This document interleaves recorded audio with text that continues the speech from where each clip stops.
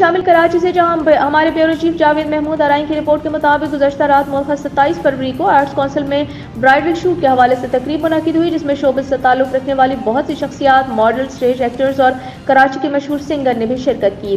Film director आगा फरूख खालिद, अजीज सिकंदर सनम के साहबजादों ने भी अपने फ़न का मुजाहरा किया और मौजूद मेहमानों में प्रेस क्लब की वाइस चेयरपर्सन फातिमा बलोच ने खुसूसी शिरकत की। मॉडल में चारों सूबों की ब्राइडल ने अपने अपने फ़न पेश किया और लोगों को तालियों की गूंज से दाद वसूल की। अनमोल न्यूज़ मीडिया ग्रुप से खुसूसी गुफ्तगू करते हुए उनका कहना था, ऐसे इवेंट होने चाहिए और अपने कल्चर को उजागर करना चाहिए। अच्छा, हमारे बहुत अच्छा सिंगर यहाँ पे मौजूद है, बहुत ही खूबसूरत गाते हैं। मैं चाहूंगा आमिर हफीज की वॉइस सुन रहे हैं तो आप सबकी आगे होनी चाहिए।